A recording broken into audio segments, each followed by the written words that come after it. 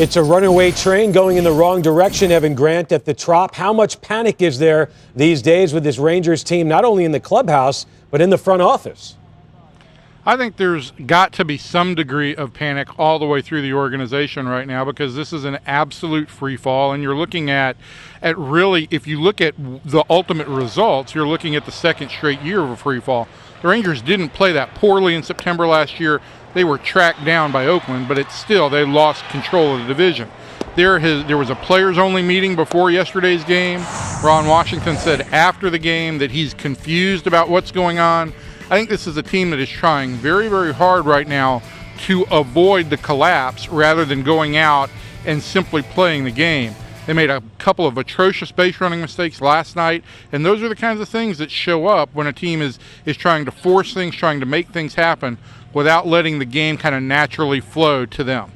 And who's in charge in that Rangers clubhouse? Evan Grant. We'll talk about it later on in the rundown. Evan Grant is at the Trop, and we're going to talk to him right now about this free fall the Rangers are in right now. What can be done? How do they stop this? And look, they're still in this thing right now, although it certainly doesn't feel that way. It doesn't feel that way right now, but they do have to remember that as of this moment, they control their fate in the playoff race. They win 2 out of 3 here. They get the tiebreaker with Tampa Bay. They move back into for a tie for the wild card lead, and they control their fate. What they have to do is create some momentum, and I'm not talking about momentum over the next 4 or 5 days. They've got to create some momentum in games. Last night was a perfect example in which they battled a couple innings to score single runs and tie the game back up, and didn't get what Ron Washington likes to refer to as the shutdown inning from pitcher Matt Garza the next time on the mound. Gave the runs right back up, fell back behind, and that rekindles that whole panic button, that whole kind of fear factor of, is this slipping away from you? Tell me about mistakes and how big and how magnified they become when a team can't win. Well, you look at last night and you look at those 2 innings in which the Rangers did score, and they had base running mistakes by Ian Kinsler in both of those. In one, he just wandered too far off third base trying to force Alex Cobb into a balk, and it didn't happen. Wound up with a ground ball to third base, and Ian's caught in no man's land for an out. The second one, with the Rangers' hottest hitter at the plate, Elvis Andrus, up, Ian tries to steal third base with 2 outs off of Cobb. Rays use an inside pickoff move, and he's dead to rights there. And those are the kinds of things that kill rallies, and it, again, builds that whole kind of pressure factor of having to do more and more than this team really is capable of doing at this point. Evan Grant at the Trop. We'll talk to you one more time later on in the show about this huge series going on in St. Pete. Evan Grant standing by right now inside the Trop. Is it your opinion that this clubhouse, this Rangers clubhouse, lacks a little something with leadership right now? Well, I think it's an easy theory for me to posit that, yeah, there is a lack of leadership. In the past, this team had Michael Young to turn to.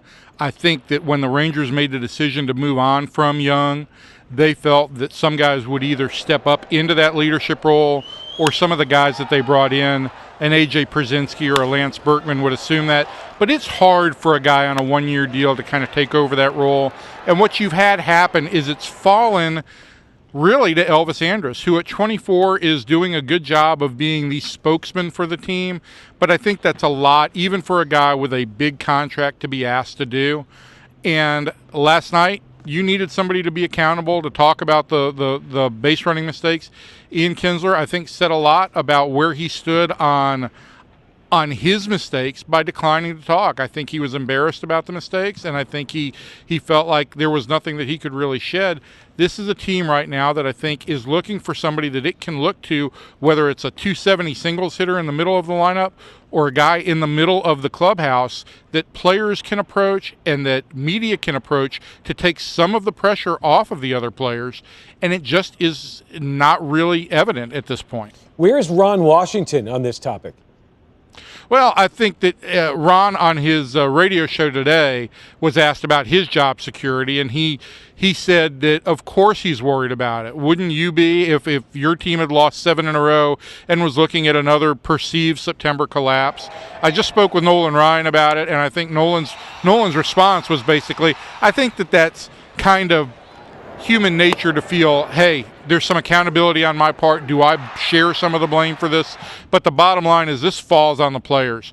The Rangers haven't gotten production from corner, outfield, and first base.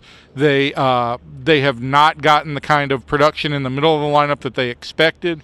And so ultimately, both I think from John Daniels and from Nolan Ryan, I think the perspective is this has been something of a transition year. If this team falls short of the playoffs again, it's going to be unfortunate. There are going to be some decisions that have to be made, but I do not get a sense that Ron Washington's job is on the line. Evan Grant in Tropicana Field. It's the Rangers and the Rays tonight. Texas still holds that second wild card, but barely over the Cleveland Indians. We turn now to John Heyman, who's